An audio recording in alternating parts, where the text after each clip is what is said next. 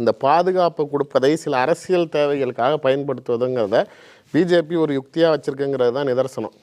அவங்களுக்கு தேவையானவங்களை மட்டும் பாதுகாப்பு கொடுப்பது, இல்லை சில விஷயங்களுக்கு அவங்களை தேவைக்கு பயன்படுத்தி கொள்வதற்காக அவங்களுக்கு ஐஸ் வைக்கிறதுக்காக கொடுக்கறதுங்கிற மாதிரி. இதுக்கு ஒரு பெரிய எடுத்துக்காட்டு என்ன அப்படின்னா, இப்போ கடந்த பாராளுமன்ற தேர்தலுக்கு முன்னாடி நீங்கள் நல்லா கவனிச்சிங்கன்னா தெரியும், அதுக்கு முன்னாடி வரைக்கும் தேசிய தேர்தல் ஆணையருக்கு பாதுகாப்பு கிடையாது.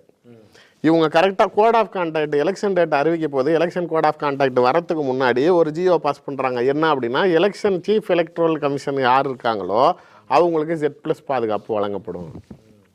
ஏன் இவ்வளோ நாள் இல்லாமல் இதுக்கு முன்னாடி இருந்தப்பெல்லாம் பாதுகாப்பு கொடுக்காம கரெக்டாக தேர்தல் வரத்துக்கு 10 நாளைக்கு முன்னாடி அவருக்கு ஏன் கொடுக்குறீங்கன்னா, அதனால் யாராக இருந்தாலும் ஒரு தனி நபருக்கு முன்னாடி ஒரு காரு பின்னாடி ஒரு காரு 20 பேர் துப்பாக்கியை தூக்கிட்டு சுற்றி நடந்து வரப்ப அந்த ஒரு மிதப்பு, அந்த ஒரு ஃபீலிங்குங்கிறது யாருமே அது இயல்பாக இல்லைன்னா சொல்ல முடியாது.